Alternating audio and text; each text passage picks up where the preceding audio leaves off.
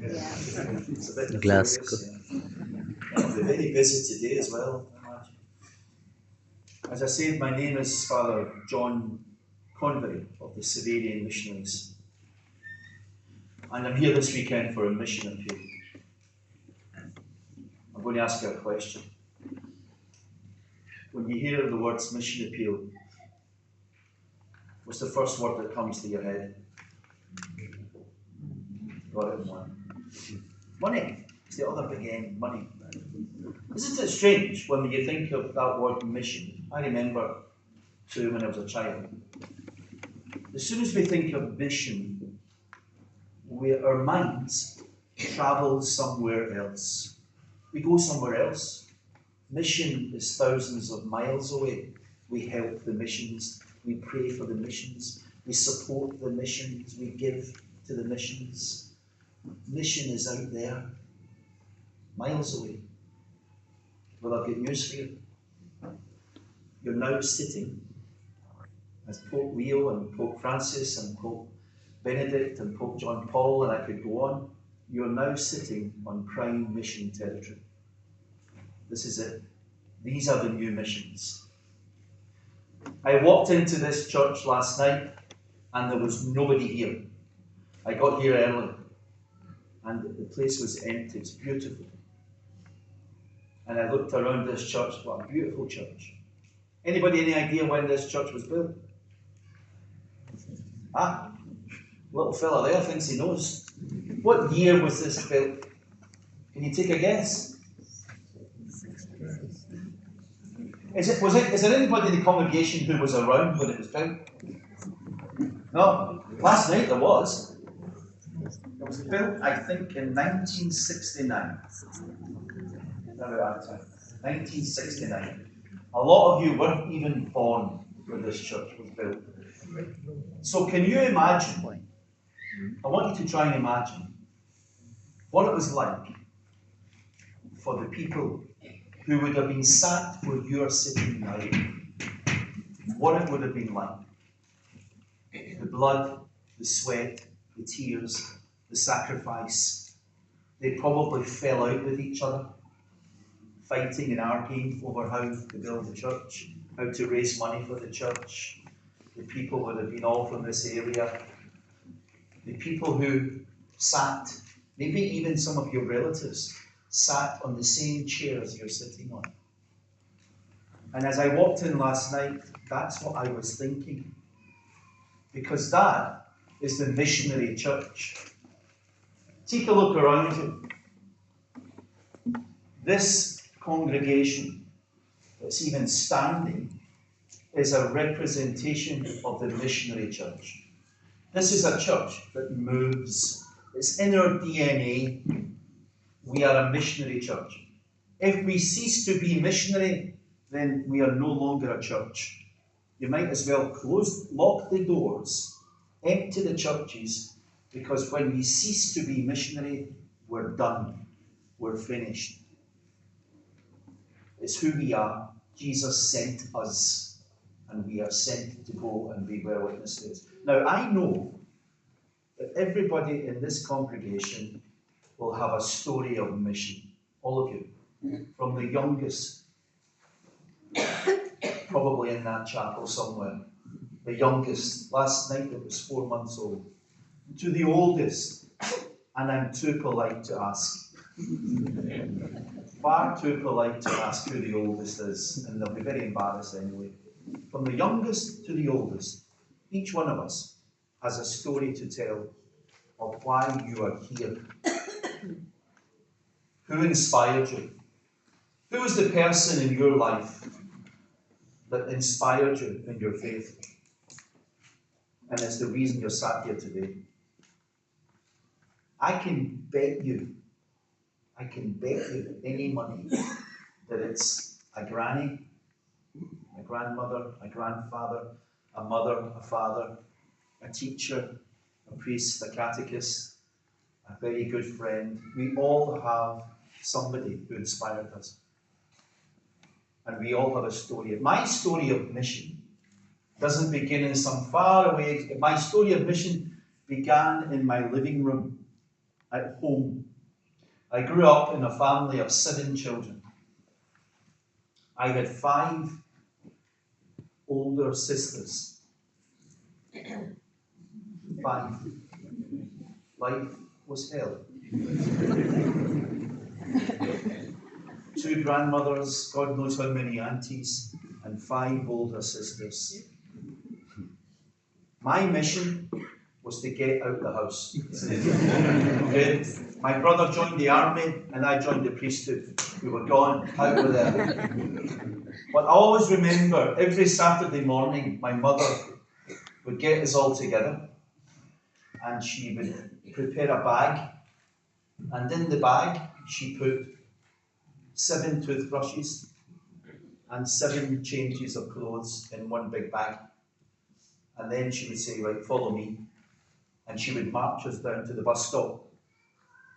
And then she would put us on the bus and send us off to Granny's for the weekend. I will never, till the day I die, I will never forget the look of joy and contentment as she waved us goodbye. Can you imagine? 7 of us. Bye! And we wouldn't come back until Sunday. Off we went to Granny's. And when we got to my grandmother's house, just like we did when you come into church this evening, what did you do before you entered church? She had a water font outside the house, and we had to bless ourselves before we went into her house. And as you went into her house, the first thing that you saw were all the holy pictures on the walls, statues everywhere. There was a statue on top of the television. There was a statue on top of the fridge. There were statues everywhere, upstairs, in every room. Grace before meals, grace after meals. We had to say a prayer before we went out to play. We had to say a prayer when we came back in after play. We had to say a prayer in the evening before we went to bed. We said the rosary. It was like going and having a weekend in a monastery. There we were for the whole... And then I understood why my mother sent us on that bus. The whole weekend. And the best part was yet to come. She would take us to Mass on a Sunday morning. And Mass was just like this, a huge big church, and standing room only. And she would get us up in the morning, wash us, polish us, put on our best clothes in case we embarrassed the family, and she would march us off to Mass. And we were always late. 9 of us, Grandad, grandmother, and the 7 of us, always late. Have you ever heard of Catholic late? You never heard of Catholic late? That's a Glasgow thing and an Irish thing. Glasgow. Catholic late means don't get there too early. Who are you trying to impress? Don't get there too late. You'll bring shame on the family. But she would get there Catholic late, which is just a little bit late, and she would march us right down the middle in front of all these people. And if by a miracle the front bench was empty. Why? Why do you think the front bench was? The place people were standing in the car park, but the front bench was always empty. That was our bench. That was the family bench. God help anybody who was sat there. I remember my grandmother physically removed people from that bench. Like here. Out. That's our bench. That was us. Listened to the priest, said my prayers, sang the hymns, had a great time.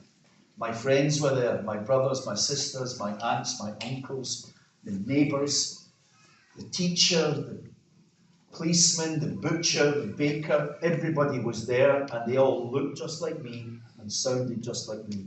It was my community. I felt safe. I felt I belonged. It was my community.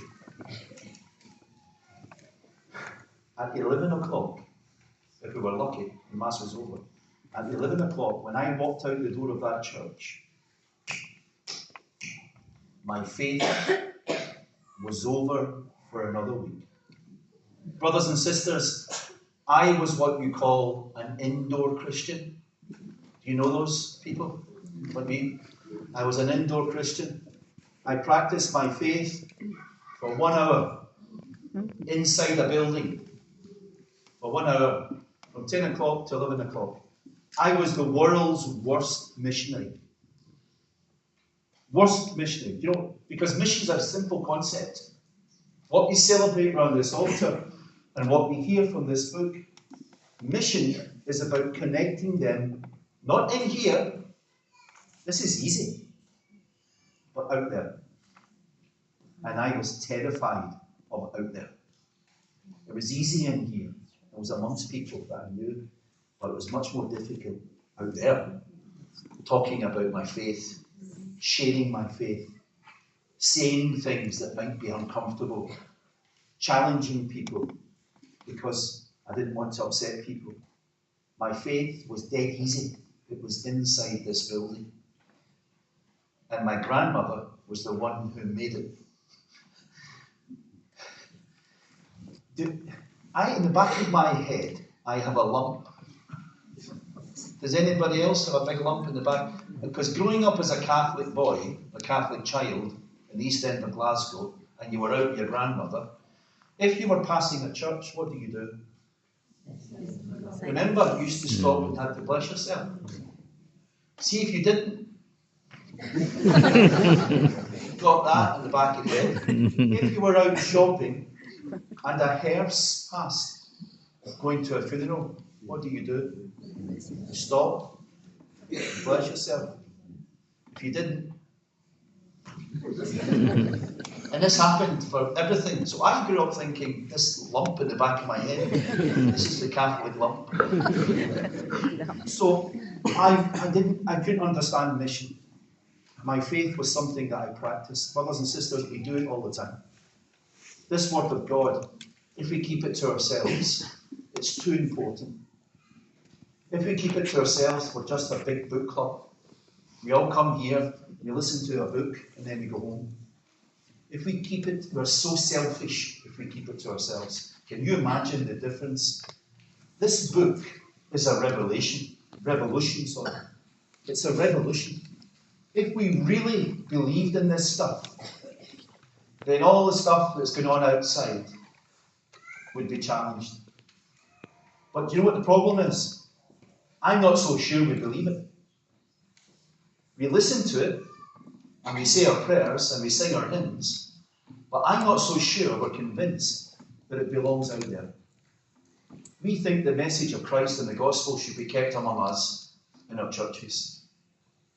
And that's when we cease to become a church. Because the church must take that gospel message out there. That gospel message talks about forgiveness. Do we forgive? That gospel message talks about justice and peace. Do we practice peace? That gospel message talks about accepting each other as we are, loving our neighbour. Not so sure sometimes.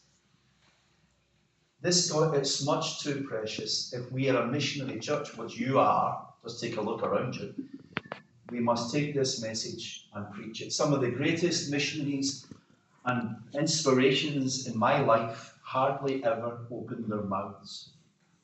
They didn't say a word. They preached the gospel by how they lived their lives. They forgave, they had compassion, and they worked for justice and peace. They didn't have to say a word. And you know who they are. You could be sat next to one. So we are called today in the Gospel of Transfiguration to change, to take seriously the message of the gospel. Not just to pray about it, but to live it. This time last year, I was standing in a church in a place called Boma. Do you know what Boma is? I didn't have a clue what it was before I went. Boma is in a place called the Democratic Republic of Congo. You may have heard of the Democratic Republic of Congo. It's on the news a lot. Do you know why? Congo And surrounding countries such as South Sudan and other areas has the largest concentration of refugees in the world. If you listen to our media, they would have you believe that the largest concentration of refugees in the world are over in Cali. The biggest, hundreds of thousands of them living in refugee camps, and this is what they call them: internally displaced people. Here's a mouthful. That's what they call them these days: internally displaced people. It's a fancy name to make you forget what they are. They're refugees escaping war inside their own country. Where do they go? They're desperate. They come to Goma, big city, and they find the church, the Catholic Church, and they build their refugee camps around. Tens of thousands of them. On a Sunday morning, and it takes me back to my childhood, on a Sunday morning for the Mass, which probably about 1,000 people, they would come to church. They didn't walk to church. They didn't take public transport. They didn't run to church. These refugees who had nothing, they danced to church. You could hear them coming. You could listen. When about 9 o'clock, you could hear the drums and the singing, and you could hear them coming to church. They dressed for the occasion, and they celebrated for about 4 hours, and then they went back to their refugee camp. I felt shame. I felt that size, because those people in their misery, in their refugee camp, they showed me hope, they showed me joy, they showed me the gospel in action, despite the fact they were living in that refugee camp. Their faith was something I have never seen. Till this day, it makes me weep when I think about it every morning at 9 o'clock. I'm sure I can still hear that music and those people dancing to church. I come to you this morning to ask you to be part of our community, to help us. To help us not build. We don't need a building. We don't need a building. You might need a building by looking at this congregation. You might have to build an extension. I need you to believe in what we're doing, to support us in what we're doing, to help us build community. Not bricks and mortar, but bringing people together, the joy and the hope of the gospel, in order it might be a sign. So I come to you unashamedly this morning to ask you financially to support us, to donate, to give, help us. But one more thing I ask you, which is more important. Before you leave the church this morning, I want all of you to make a prayer. Very simple prayer. Please, God, where is my mission? Where are you calling me? Every one of you. Where are you calling me? In my family, in my place of work, in my school, in my college, in the streets of my neighbourhood, in my parish. God, please show me, where am I called to preach your gospel? As St. Francis of Assisi says, where are you calling me to be your instrument?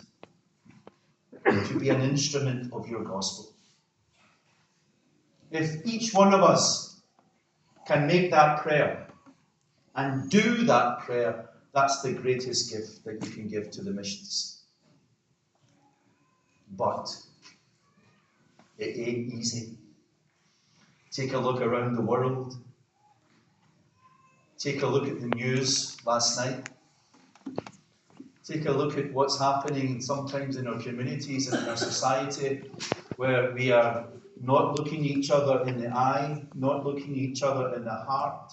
We are turning away, because the most important thing in this world, this is what the world tells us, the most important thing in the world is me. Me. Instead of we. That's the world that you're challenged with. Don't go and preach to them, and don't shout at them. I don't know about Luton, but in Manchester, if you go for a walk in Manchester, where I live, down in Piccadilly, the Piccadilly Gap, every corner, there's somebody screaming at you with a Bible. Does that happen in Luton? I'm sure there must be some parts. Do you know what? Good on them. Do you know what I do when I see it and when I hear it? I put my head down, try not to look them in the eye, and I pass by because I feel ashamed. I think these people are crazy, but then I think, do you know what? Good on them. At least they have the courage to shout and to preach the gospel. We can do that, but we don't need a soapbox, we don't need to shout. We just have to do what the gospel asks us. So I ask you, please, as a community, you're doing it already, look around you, keep going, keep the faith, but most of all, take it out there. Take it to the communities that you live in. You don't have to all preach it, but just take it and live the gospel. That's the best gift that you can give to my community, whatever that may be. Good luck. Let's stand out. Okay.